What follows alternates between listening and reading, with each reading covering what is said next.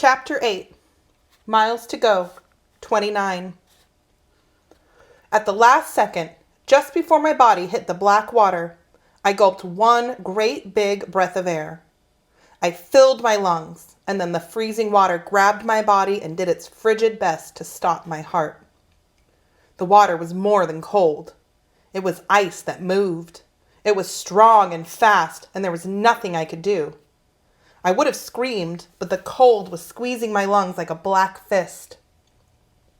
For 1 second, I saw Bo looking down at me from the log, getting smaller as I rushed away, and then the water spun me and I was gone. The last I saw of him, his front legs were already in the air. He was jumping in after me. My feet hit the bottom, bumping boulders and scraping rocks, and I realized the river wasn't deep, but it was fast, and my feet couldn't stop me from being swept away. I saw the island spinning past my eyes. I was still alongside it. If I was carried past it, I was gone. I dug my feet harder, but they could find nothing to hold on to. I flailed my arms wildly, trying to stroke toward the sandy shore. Water rose up and covered my face, and I jerked and kicked up off the bottom with both feet and all my fear.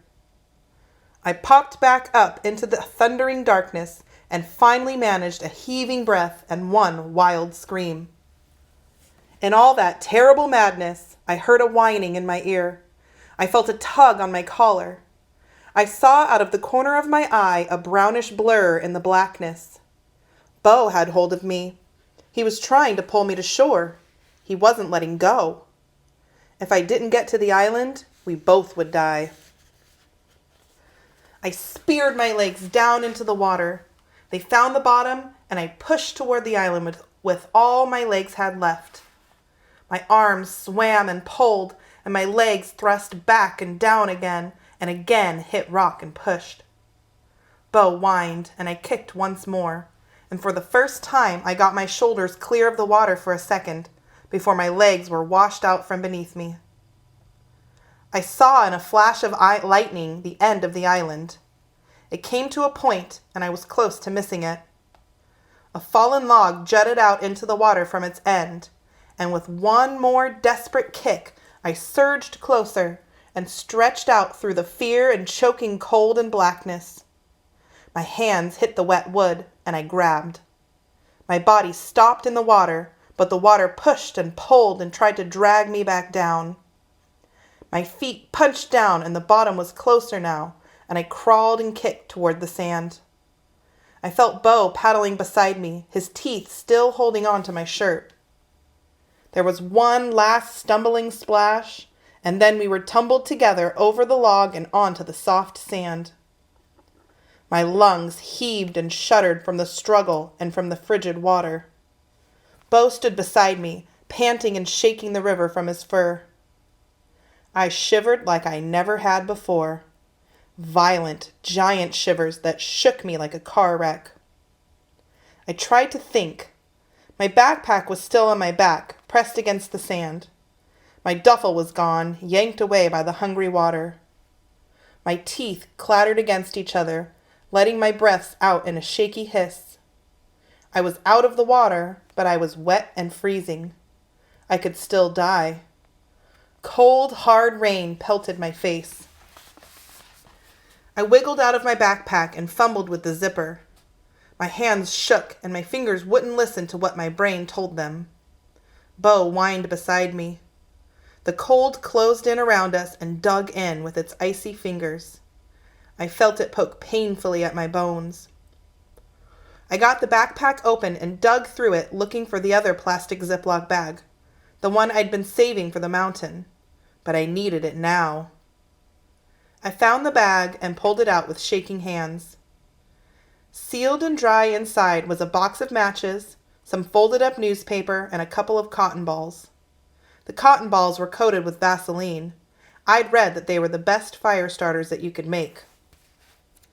Dragging my backpack behind me, I stumbled up the island to the sandy part under the bridge, out of the rain and away from the eyes of drivers. I scraped a flat spot out on the sand next to a giant black boulder and gathered a pile of twigs and sticks and branches, the smallest I could find.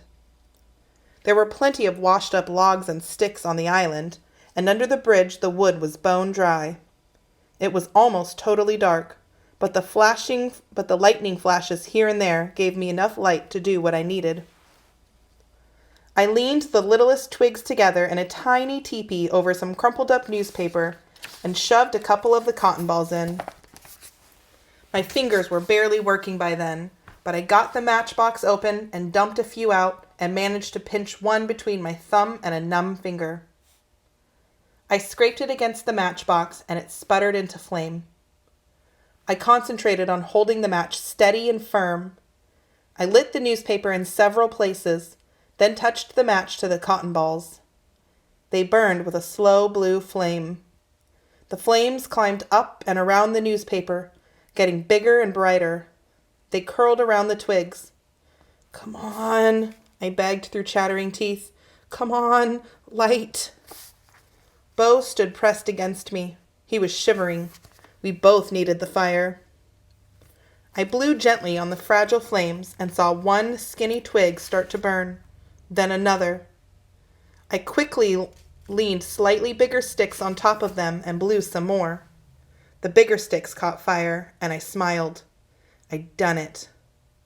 I stacked bigger and bigger branches on the flames as they grew, until a basketball-sized fire snapped and glowed on my little island. It looked almost cheerful. But I was still shivering so bad I could hardly breathe, and I was wearing clothes soaked with ice water. I piled on a couple of logs as thick as my arm, and when they caught and crackled into flame, I held my hands as close to the fire as I could stand until they started tingling with sharp, painful bolts of feeling. I flexed my fingers and stretched my palms until my hands mostly worked again, then started pulling off my wet clothes. I got my jacket off, then my sweatshirt, then my t-shirt. I shivered worse when the wind hit my bare skin, but I knew it was better than being in wet clothes. So I went to work on my shoelaces. I got one shoe off, then added another log to the fire and got the other shoe off. Next came my socks, then my pants, then I crouched beside the fire, so close it hurt. Bit by bit, my body warmed. I could feel the deathly river drying in the fire's heats. I was still covered in goosebumps. The gusts of wind still chilled me from time to time, but my shaking had calmed to just normal shivering, and my teeth stopped chattering uncontrollably. I wasn't going to die. Not there, anyway. Not then. I closed my eyes and let that thought roll over me. I'd fought the river and the cold and the darkness, and I'd won. I looked down at myself, squatting in dripping underwear by a fire under a bridge. I started laughing and crying at the same time. It was mostly a happy feeling. Bo still stood beside me, drying his fur by the fire. The flames flickered in his one brown eye and one green. He cocked his head at my strange laughter. "I was afraid of dying," I said down to him. He whined and licked my bony knee. I scratched him behind the ears. I sniffed at my tears and laughed again. Here I am, on this trip, and I was afraid of dying. But my crazy smile faded when I saw Bo looking up at me. There was nothing but love in that dog, nothing but trust. I swallowed and took a few shaky breaths. "You almost died too," I said to him. It felt horrible to say it out loud. To admit what I'd dragged Bo into just because I didn't want to be alone, and I knew he'd follow me anywhere. "I'm sorry, Bo. That was never part of my plan. It was never part of it. That's the honest truth." I kept scratching him behind the ears, long after my fingers got tired and my arm ached, as if that made up for it. It was a long night. I kept the fire going strong and stretched my wet clothes out on dead log branches around it. It took hours for them to dry, and meanwhile I was almost naked, on an island, in the middle of a mountain storm. I was exhausted down into my very middle. I ate an apple from my backpack and shared a couple of granola bars with Bo. All my mind and body wanted to sleep, but I needed dry clothes to sleep in. I talked to Bo to keep myself awake. Once, during the darkest hour of the night, I wandered away from the fire to gather more firewood. I looked back at our soggy little camp. The firelight was bright and cozy, flashing and flickering on the sand and the boulder and the logs. Bo was curled up within the circle of light. He looked warm and happy. All around the fire was darkness and wind and the mad, roaring river. I got a lump in my throat. It was awful and sad and miserable, but it was beautiful. The camera was around my neck, and I took a picture of the fire and the storm, the light and the darkness and the brown, patchy dog.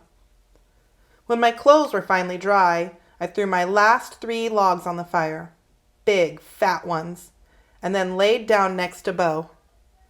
The fire snapped and muttered. The wind whistled between the rocks. The river was a never-ending wet rumble. From time to time, there was the sound of car tires on the bridge above us. I was asleep before I even decided to close my eyes.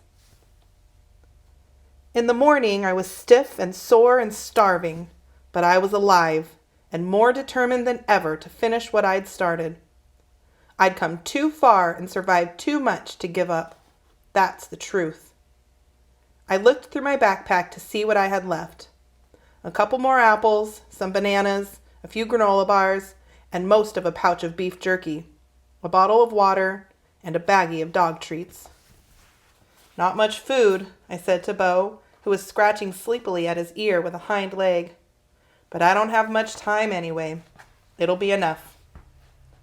Before shoving my notebook into the backpack, I opened it up. It had gotten a little wet, but the backpack had kept it mostly safe. Some of the pages stuck together a little, but it was savable.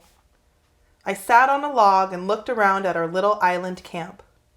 Bo was lapping up some river water to wash down his beef jerky breakfast. I thought of the night before, of the fire and the darkness and the picture I'd taken, and I wrote, "All the world is dark, but together we build light. Shared, it keeps us warm." We crossed carefully back over the log and climbed the bank up to the highway. It was long and empty in the morning light. The rain was just a sprinkle, but dark clouds promised more. Wind slipped its fingers down my collar and up my sleeves. I missed my fire already. Ahead, where the black road twisted out of sight between black trees and gray sky, was the mountain. I still couldn't see it, but I could feel it more than ever, like it was watching me, like it was waiting for me. "Miles to go, buddy," I said down to Bo with a nod. "Let's do it." I don't know how long we walked. Miles, hours, I don't have numbers for it. The days and the cold and the food and the journey had taken their toll on my body. My legs made me work for each step, and my stomach threatened to throw up the little breakfast I'd had. My head was full of a fierce pain trying to push its way out through my eyes. I just looked at the empty road right in front of my feet and put a foot there, then did it again and again. Bo ambled beside me, tongue out, tail wagging. He looked up at me from time to time, and when he did, I tried to give him a smile. I was lost in thoughts that were as dark as the clouds that hid the mountain. Thoughts of the past years, the 7 years since that summer phone call made my mom cry. Thoughts of doctors' offices, hospitals' beds, nurses with kind voices and sad eyes, cheerful cards from classroom friends, notes from best friends. I thought about the people I'd left behind. My mom, my dad, Jesse. I thought about my grandpa, who used to make me blush when he called me his hero. He'd given me that silver pocket watch, and I'd carried it everywhere. I'd loved it, until things got worse, and its ticking sounded more like dark footsteps coming up behind me. I loved the watch until I started hating time, and how it ran out. And, a little, I thought about what was coming, about what I was walking toward, up ahead there in the clouds. about where I was going and what I was doing. It was every different kind of sad there is, and every kind of determined, too. In all that I thought of, I never thought of stopping. I was so lost in thought, I didn't notice when the truck pulled up beside me and slowed down. I saw Bo perk his ears and look over, but I was too sick and too tired to notice the man through the window and how he was looking at me. I didn't notice until he rolled the window down and the sour, sweet smell of cigar smoke hit my nose. Bo growled. "Hey, kid," he hollered through the rain. "Get in, and don't bother saying no."